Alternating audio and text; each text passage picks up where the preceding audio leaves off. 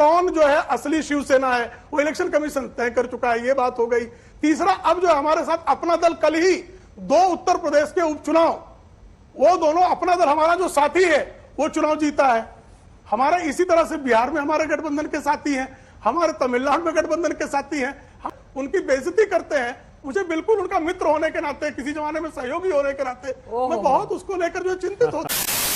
दोस्तों नमस्कार, आप सभी का स्वागत है और आप देख रहे हैं एस के डिबेट। दोस्तों अभी कर्नाटक में विधानसभा के चुनाव हुए और यूपी में निकाय चुनाव हुए। दोस्तों कर्नाटक में कांग्रेस पार्टी ने जीत हासिल की और निकाय चुनाव में बीजेपी ने बम्पर जीत हासिल की। दोस्तों कर्नाटक के परिणाम आने पर ममता बनर्जी ने इसे विपक्ष की जीत बताया और बोला कि 2024 में बीजेपी की 100 सीट भी नहीं आएंगी। दोस्तों आज की डिबेट वीडियो इसी मुद्दे पर होने वाली है। बीजेपी की तरफ से प्रेम शुक्ला जी हैं और अभय दुबे कांग्रेस पार्टी की तरफ से हैं। दोस्तों वीडियो बहुत शानदार होने वाली है, आपसे अनुरोध है वीडियो को अंत तक जरूर देखें। वीडियो पसंद आए तो लाइक करें, शेयर करें, कमेंट करें और मेरे चैनल को सब्सक्राइब करें। चलो दोस्तों ओरिजिनल वीडियो स्टार्ट करते हैं। चलिए शुरू करते हैं। एक बहुत बड़ा भ्रम भारतीय जनता पार्टी का भी टूटा है। उनको लगता था सिर्फ प्रधानमंत्री जी की छवि के आधार पर हम अंतिम समय में चुनाव जीत सकते हैं, लेकिन ना प्रधानमंत्री जी की छवि काम आई, ना अमित शाह साहब की, ना योगी जी की। 90, 70% सीटों पर जहां कैंपेन किया वहां भारतीय जनता पार्टी की करारी पराजय हुई है। 2004 में भी यही कहते थे। तब तो टावरिंग पर्सनालिटी अटल बिहारी वाजपेयी जी जैसे शख्सियत से मुकाबला था। तब भी फील गुड और इंडिया शाइनिंग का नारा दिया गया था। तब भी कोलेशन ऐसे ही बना था अंजना जी। उस समय भी जो सीपीआई सीपीएम है त्रिपुरा में, केरला में, वेस्ट बंगाल में प्रभावशाली दल थे। समाजवादी बहुजन समाजवादी पार्टी उत्तर प्रदेश में थे, लेकिन वो उस यूपीए का हिस्सा नहीं बने। लेकिन जब बाद में सरकार बनी तो 335 सीटों के साथ यूपीए के गठबंधन ने आकार लिया। समाजवादी पार्टी ने, बहुजन समाज पार्टी ने, लेफ्ट ने बाहर से सहयोग किया और 10 वर्षों तक हमने बहुत अच्छा देश को काम करके दिखाया। अबे जल्दी बोल, कल सुबह पनवेल निकलना है। उनका संकट ये है कि बताए ना, अगर पूरा विपक्ष जीता तो जनता दल सेकुलर का क्या हुआ? कुमार स्वामी उनके साथ हैं क्या? बिल्कुल। तो वहां या तो कुमार स्वामी को विपक्ष से बाहर निकाल दे रहे हैं वो। स्वयं श्रीमान संजय राउत जो हैं, राज ठाकरे उनके साथ आने वाले हैं क्या शिवसेना के साथ? बड़े मित्र रहे उनके भाई। विपक्ष में राज ठाकरे भी है, मनसे भी है वहां महाराष्ट्र की विपक्ष में। तो ऐसी बहुत सारी जो है विसंगतियां हैं। फिर भी अगर पूरा विपक्ष एक होना चाहता तो ये उसका संवैधानिक लोकतांत्रिक अधिकार है। तो विपक्ष एक होकर लड़े। भारतीय जनता पार्टी अपने हमारे जो साथी हैं राष्ट्रीय जनतांत्रिक गठबंधन के, उनके साथ मिलकर हम भी चुनाव लड़ेंगे और निश्चित तौर पर जो है जिसको जनता बेहतर पाएगी उसको जो है उसके पक्ष में जनादेश देगी। अभी कर्नाटक में जो है जनता ने हमें चूक देखी और कांग्रेस को उसने पसंद किया, कांग्रेस को जनादेश दिया। हम लोग उसको विनम्रता से स्वीकार रहे हैं। हम ईवीएम के नाम पर जो है विलाप नहीं कर रहे हैं, जबकि कुछ देर पहले ही आपको यहाँ पे रणदीप सुरजेवाला मतदान के तत्काल बाद जो है विदेश से ईवीएम आने की बात कर रहे थे।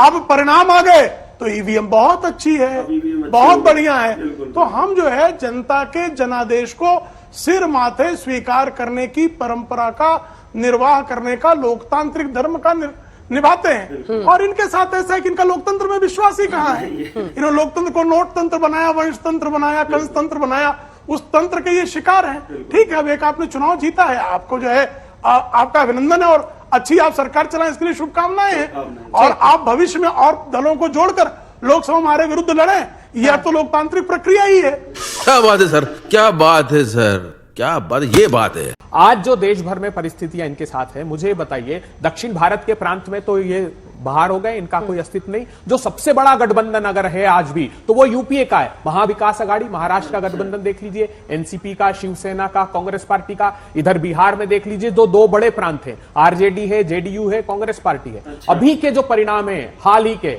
उसको उठाकर देख लीजिए। महाराष्ट्र के एपीएमसी के इलेक्शन में आपका सुपड़ा साफ हुआ कि नहीं हुआ? इस 30 अप्रैल को एमएलसी के 5 चुनाव महाराष्ट्र में हुए। आप 5 चुनाव में से 4 चुनाव हार गए और वहां हारे नागपुर में और अमरावती में। रुको जरा, सब्र करो। मुंबई में आप शिवसेना की सरकार, कभी भारतीय जनता पार्टी शिवसेना की सरकार नहीं रहती थी, लेकिन मुंबई महानगर पालिका हमेशा, नागपुर महापालिका हमेशा, ठाणे महानगर पालिका हमेशा, पुणे महानगर पालिका हमेशा, संभाजीनगर महानगर पालिका हमेशा भारतीय जनता पार्टी शिवसेना के पास रही है। ऐसे तमाम उदाहरण हैं। इसका जो है परिणाम पड़ता है। गुजरात में हम 2017 में स्थानीय निकाय चुनाए चुनाव हारे थे, आपकी थोड़ी सी बेहतर स्थिति हुई थी, उसका परिणाम हमको 2018 के चुनाव 17 के अंतिम चुनाव में जो है हमको कठिन चुनाव गया था। इस बार हम स्थानीय निकाय में जबरदस्त हमको बढ़त पहले ही मिली और वो आपने देखा कि 156 सीटें हम कैसे पाए। दूसरी बात, अब हमारे गठबंधन के साथी भाई, हमारा साउथ में जो है AIADMK के साथ गठबंधन है, हमारा शिवसेना के साथ जो असली शिवसेना है, जिसको निर्वाचन आयोग शिवसेना मानता है, जो बाला साहब ठाकरे के विचारों पे चलती है, शरद पवार के मार्ग का अनुसरण नहीं करती है, उस शिवसेना में उसको संवैधानिक सरकार कहा सुप्रीम कोर्ट किया, न सिर्फ सुप्रीम कोर्ट को संवैधानिक सरकार कहा, उसको असंवैधानिक तरीके से भी सरकार आपने बनाई, संवैधानिक सरकार है, चीफ व्हिप आपने गलत अपॉइंट किया। इनका संकट है हताशा, क्योंकि सुप्रीम कोर्ट ने कहा यह सुप्रीम कोर्ट द्वारा संवैधानिक मान्यता प्राप्त सरकार है। आदरणीय राज्यपाल भगत सिंह कोश्यारी ने श्रीमान एकनाथ शिंदे को संविधान के तहत सरकार बनाने के लिए निमंत्रित किया। एक बात और, श्रीमान उद्धव ठाकरे चूंकि भयभीत थे कि उनके साथ विधायक नहीं है, इसलिए छोड़कर भाग गए थे वो। ऐसे में पलायनवाद का जो है सिक्का उन पर मारा है। तीसरा, उसने कहा इलेक्शन कमीशन ये तय करेगा कि कौन जो है असली शिवसेना है, वो इलेक्शन कमीशन तय कर चुका है, ये बात हो गई। तीसरा, अब जो हमारे साथ अपना दल, कल ही 2 उत्तर प्रदेश के उपचुनाव, वो दोनों अपना दल हमारा जो साथी है वो चुनाव जीता है। हमारे इसी तरह से बिहार में हमारे गठबंधन के साथी हैं, हमारे तमिलनाडु में गठबंधन के साथी हैं, हम केरल में भी कुछ छोटे दलों को अपने साथ गठबंधन में ले आएंगे, नॉर्थ ईस्ट में हमारे गठबंधन के साथी हैं। तो एनडीए का भी बड़ा गठबंधन और प्रभावशाली गठबंधन है। और उस गठबंधन में जो है अभी नाना पटोले जिस तरह से संजय राउत के बारे में 4 दिन पहले बयान दिए थे, वैसे बयानों की आवश्यकता नहीं पड़ती है।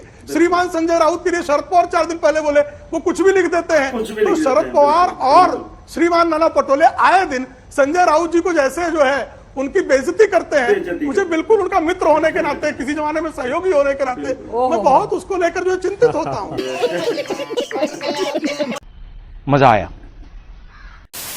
देखा दोस्तों, अभय दुबे बोल रहे हैं कि बीजेपी को यह लगता था कि अंतिम समय में मोदी जी की छवि के नाम पर वोट मांगेंगे और चुनाव जीत जाएंगे, उनका ये भ्रम टूटा है। वहीं प्रेम शुक्ला जी बोल रहे हैं कि हम जनादेश का सम्मान करते हैं और कांग्रेस पार्टी को शुभकामनाएं देते हैं कि वो अच्छे से सरकार चलाएं।